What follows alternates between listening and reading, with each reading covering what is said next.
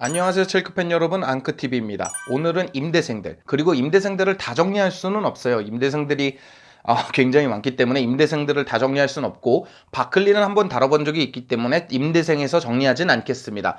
그리고 이제 임대생 중에 뭐 유망한 선수들 위주로 할게요. 뭐 바카요코를 다루기도 하고 몇몇 선수를 더 다룰 거지만, 일단은 유망한 선수들 위주로 한번 다뤄보도록 하겠습니다.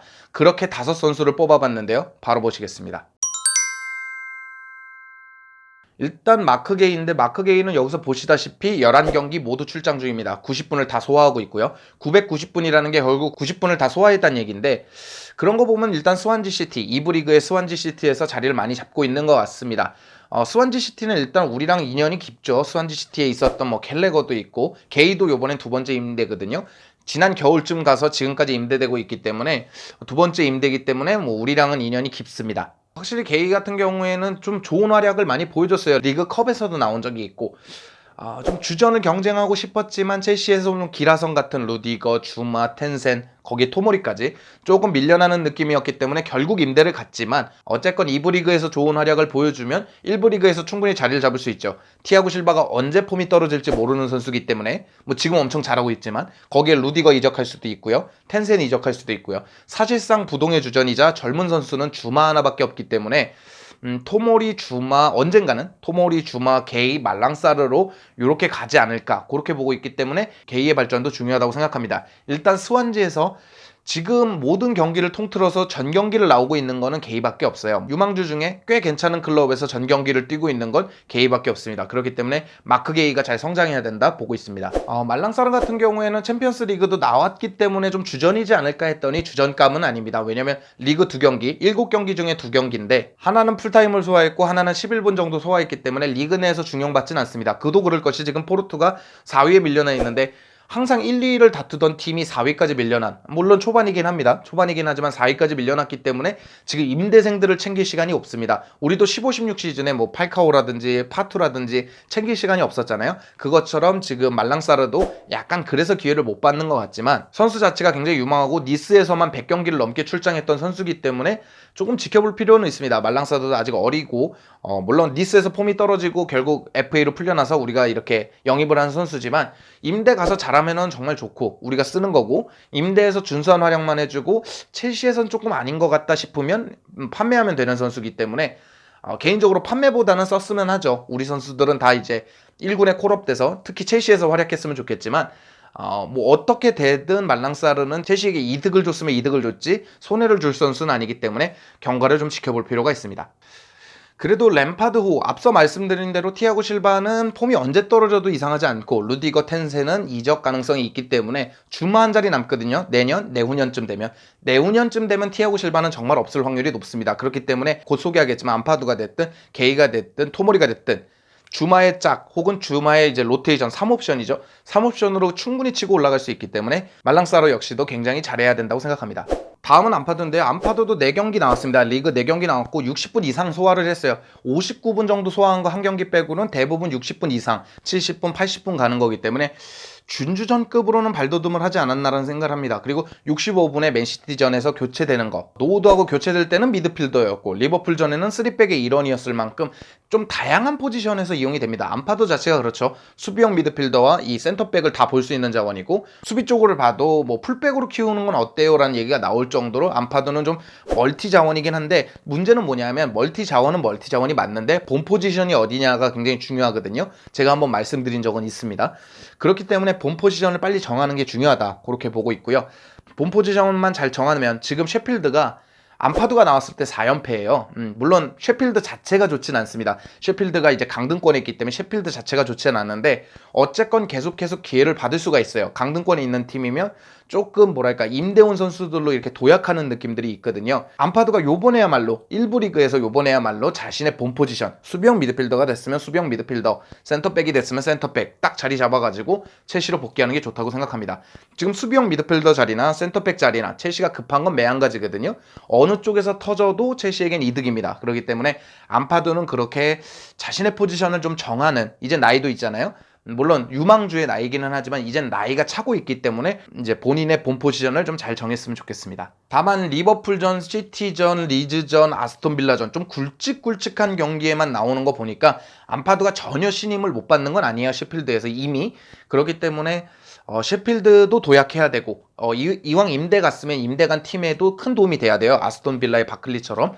그렇기 때문에 셰필드도 좀 도약하고 거기서 암파드도 실력도 실력이지만 본 포지션도 좀 정해서 첼시로 넘어오는 그런 모양새였으면 좋겠습니다. 최근 토트넘전에서 잘했다고 칭찬받았던 코너 켈러거입니다. 코너 켈러거가 굉장히 좋았어요. 68분에는 득점을 할 뻔도 했죠. 요리스가 이렇게 쳐다만 볼 수밖에 없었던 슛을 쐈는데 그거 외에도 박투박으로서 조금 중원에 활력을 불어넣어준다 그러죠. 좀 투지 있게 싸워주고 몸싸움 먼저 걸어주고 탈압박 해주고 전진 드리블 해주고 태클 넣어주고 태클 성공도 3회나 될 정도로 조금 그러니까 중원에서 토트넘을 조금 압박하는, 그러니까 약간 불편하게 만드는 토트넘의 이제 빌드업이라든지 또 공격 전개식 수비하는 거는 좀 부담스럽게 해준다든지 그런 걸 잘했던 코너 켈러거입니다. 다만 여전히 제가 박투박에서 조금 패스가 불편하다, 패스가 좀 아쉽다 한번 다룬 적이 있어요. 여기 지나갈 텐데 패스가 좀 아쉽다는 얘기를 드린 적이 있는데 여전히 조금 투박한 느낌입니다. 이 투박하다는 느낌을 못 지우면 램파드 감독 호에선 마운트, 지에우, 하베르츠, 바클리, 돌아오는 바클리, 마운트, 하베르츠 굉장히 창의적이고 패스 잘하는 선수들, 탈압박은 물론 갖추고 있고 코너 켈레거의 장점들을 이미 기본 자원들은 갖추고 있습니다. 공격력은 바클리가 해줄 수도 있고 하베르츠, 마운트도 해줄 수 있는 거고요. 탈압박 능력은 탈압박의 장인이라고 불릴 수 있는, 그리고 드리블 성공률도 굉장히 높은 코바치치도 있고요. 수비력으로 치면 캉테도 있고 이런 식이기 때문에 코너 켈러거가 자리를 잡으려 그러면 이거 이상은 보여줘야 됩니다. 지금 잘하고는 있지만 이거 이상을 좀 보여줬을 때 좀 자리를 잡을 수 있다. 저는 그렇게 보고 있거든요. 코너 켈러거가 지금 좋기는 좋습니다. 물론 나오는 경기마다 웨스트 브롬도 좀 잘 안 됩니다. 물론 웨스트 브롬도 강등권에 있거든요. 하지만 코너 켈러거가 잘하고 있다는 건 굉장히 중요하죠. 롤모델이 램파드 감독이라고 했으니까 램파드 감독처럼 되려면 일단 킬패스, 골만 많이 넣었던 게 아니라 도움도 굉장히 잘하셨거든요. 램파드 감독은. 그렇게 클라 그러면 공격적인 것까지 좋은데 공격 작업도 잘하는 그런 선수로 거듭났으면 좋겠습니다. 다행히 좀 브로자라든지 이런 선수들보다는 충분히 기대해 볼 만합니다. 계약 기간도 굉장히 길어요. 웨스트 브롬으로 가기 전에 재계약을 했기 때문에 25년까지거든요. 굉장히 길기 때문에 한 1, 2년 정도는 다시 임대를 가서도, 아니면 첼시에서 준주전급으로 길모어처럼 준주전급으로 좀 자리를 잡아도 괜찮을 것 같습니다. 내년쯤 되면 코너 켈레거는 좀 이제 진로를 정해야 된다. 임대를 가서 확 터져서 이렇게 돌아오든지 아니면 첼시에서 길모어처럼 조금씩 자신의 입지를 늘려가든지 그런 방향을 정해야 되는데 아직 25년까지고 유망한 건 충분히 유망하기 때문에 기대를 많이 걸고 있는 선수입니다. 지난 시즌 리그에서 잠깐 본 적이 있는 선수입니다. 브로자입니다. 아르만도 브로자인데 브로야라고 부르셔도 되고 브로자라고 부르셔도 됩니다. 아무튼 저는 자라고 부르겠습니다. 비테세로 임대를 가갖고 8경기 나와서 4골이니까 굉장히 준수합니다. 2골을 넣은 적도 있고 데너그전에서는 이제 2골을 넣었는데 그 얘기를 좀 해보고 싶어요. 데나그전의 두 번째 골은 일단 라인 브레이킹을 되게 잘 가져갔어요. 이렇게 수비와 업사이드 트랙을 굉장히 잘 가져갔고 공을 몰고 있다 수비 하나 제끼고 슈팅을 했는데 마치 베르노 골처럼 굉장히 좋았습니다. 브로자는 스피드도 빠르고 골 결정력도 좋다. 이게 제 얘기보다는 유스 아카데미에 있을 때 이제 전문가들이 평가한 부분이거든요. 개인적으로 여러 가지 이제 하이라이트나 본인 경기 이런 걸 보면 볼키핑이라든지 이런 게 전혀 나쁜 선수는 아닙니다. 어린 선수치고 골키핑도 좋고 득점력도 좋고 침착하고, 그러니까 골 결정력이 좋으려면 일단 침착해야 되거든요. 선수가 급하면 골 결정력이 낮아지기 마련인데 골 결정력 좋고 위치 선정 좋아서 약간 위치 선정으로 넣는 골이 꽤 많은 편입니다. 우리 팀 선수가 슛을 날리면 골키퍼 맞고 나오든가 골퍼스트 맞고 나오든가 그런 슛을 이렇게 때려서 넣는 골들이 많은데 그런 거 굉장히 도움이 되죠. 스트라이커들의 득점 요소 중에 중요한 부분이거든요. 그렇기 때문에 이런 부분은 굉장히 좋은 것 같습니다. 한 가지 단점으로 아직 유망주기 때문에 흔들리는 경기에서 집중력이 많이 떨어진다고 합니다. 그런데 그건 유망주니까요. 큰 경기 경험이 아직 없으니까 조금씩 쌓여갈 부분이라고 생각합니다. 그 얘기를 하니까 무슨 생각이 났냐면 루카쿠 기억하시나요? 슈퍼컵에서 루카쿠가 이제 슈팅을 이제 막히면서 승부차기, 그때부터 멘탈이 많이 흔들렸거든요. 루카쿠가 첼시에서. 그랬던 기억이 있어서 그래, 유망주는 그럴 수 있다라고 생각하고 있습니다.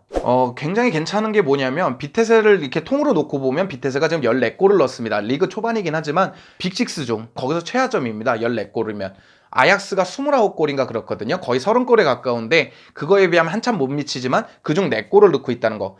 대략 한 3분의 1에서 4분의 1 정도 골을 넣고 있는 거잖아요. 굉장히 많은 부분의 골을 비중을 차지하고 있고 비테스가 2위를 하는데 충분히 견인차 역할을 하고 있다. 견인차 역할을 하고 있다. 그렇게 생각하고 있습니다. 왜냐면 비테스도 우리랑 많은 교류가 있죠. 로만 구단주에 의해서 많은 교류가 있지만 좀 많은 선수들이 거기 가서 터져온 경우가 없거든요. 몇몇 선수만 터지고 그 터졌다는 선수도 첼시에서 자리 잡진 않았기 때문에 요번에야말로 브로자가 거기서 터져서 자리 잡고 비테스는 비테스 나름대로 브로자를 잘 써서 좀 성장하고 이런 모양새로 갔으면 좋겠습니다. 굉장히 브로자에게 희소식은 뭐냐면 일단 지루가 떠날 수도 있습니다. 저한테는 조금 안타까운 얘기지만 지루가 이렇게 기회를 못 받으면 지난 시즌에도 떠난다 했고 올 시즌은 더 기회를 못 받고 있거든요. 그렇기 때문에 떠날 확률이 있어서 그렇다면 베르너 타미로 가는 세 번째 옵션으로 브로자가 되지 않을까 내년쯤이면 그런 생각도 해봤기 때문에 브로자가 계속해서 좋은 활약만 해준다면 아르만도 브로자가 계속 좋은 활약만 해준다면 충분히 첼시에서 3옵션, 2옵션에서 자리 잡을 수 있다고 생각합니다. 베르너랑 조금 비슷한 면도 몇 가지 있거든요. 조금 정통 공격수지만 베르너처럼 라인 브레이킹, 스프린트, 뭐 골 결정력, 침착성 뭐 이런 게 있고 골키핑은 좀 더 좋은 느낌? 뭐 물론 베르너도 나쁘진 않습니다. 퍼스터치가 간혹 큰 실수가 있기는 하지만 그렇게 뭐 질 떨어지는 수준까지는 아닌데 브로자 역시 골키핑이 좀 좋은 편이기 때문에 기대가 되는 부분이 몇 가지 있습니다. 브로자 같은 경우에는 재계약이 중요합니다. 22년까지 되어 있는데 벌써 내년이 되면 1년 남거든요. 그렇기 때문에 오자마자 재계약을 하고 코너 켈레거처럼 한 25년까지 늘려볼 필요가 있습니다. 굉장히 좋은 선수이기 때문에 일단 우리가 유스를 놓치는 일은 점점 없어져야 되거든요. 그렇기 때문에 잘 잡았으면 좋겠습니다. 대충 임대생들은 이렇게 정리해봤는데 다른 임대생들도 여러 가지 있습니다. 바닌켈은 또 무릎 부상이라고 들었거든요. 여러 가지 찰로바도 있고 여러 선수들이 있지만 제가 눈여겨보는 선수들은 이 정도로 정리를 했고요. 한 선수 더 바카요코를 얘기해보도록 하겠습니다. 일단 리그 7경기 중에 4경기를 나왔고 뭐 유로파도 2경기 나왔으니까 중용은 받는 느낌입니다. 배제되는 느낌까지는 아닌 것 같아요. 하지만 여전히 나폴리 팬들이 얘기하기에는 투박하다. 옆에 좀 괜찮은 선수, 메르텐스나 뭐 이런 선수들, 뭐 파비안 이런 선수들이 있으니까 조금 이렇게 상쇄되는 느낌이지 여전히 투박하다고 하는데 램파드 감독은 캉테도 투박하다고 생각하는데 제가 봤을 땐 바카요코는 그 이상으로 투박하거든요. 그렇기 때문에 램파드 호에서는 자리가 없고 나폴리에서 잘해서 이적하는 방법이 제일 좋겠다. 잘 쳐줘도 램파드 감독이 있는 한은 일단 바카요코는 돌아올 수가 없거든요. 그렇기 때문에 나폴리 행이 유력해지는 것 같습니다. 거기다가 밀란에서도 잘했고 세리에 나폴리로 임대도 갔고 그런 거 봐서는 세리에가 좀 맞는 느낌이에요. 우리가 싫다 이거보다 세리에가 좀 맞는 느낌이라서 이적했으면 좋겠고 가제타랑 이런 데서 보면은 완전 이적 얘기가 조금씩 나오고 있거든요. 1600만 유로가 얘기 나오고 있고 그렇기 때문에 바카요코는 이적을 할 것 같고요. 뭐 나폴리에서 잘하면 정말 좋죠. 바카요코도 좋고 첼시에서 자리가 없으니까 나폴리도 좋기 때문에 잘했으면 좋겠습니다. 자, 오늘 영상은 여기까지인데 임대생들이 다 잘해서 더 이상 임대생들의 무덤이 아니라는 걸 보여줬고 유스들의 무덤이 아니라는 걸 보여주는 첼시잖아요.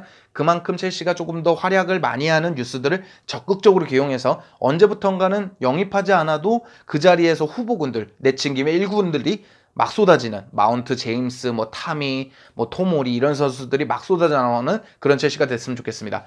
뭐 골키퍼에는 커밍, 블랙맨도 있는데 잘했으면 좋겠고요. 오늘 영상은 여기까지고요. 즐겁거나 유익하셨다면 당신의 구독을 기다리도록 하겠습니다. 감사합니다.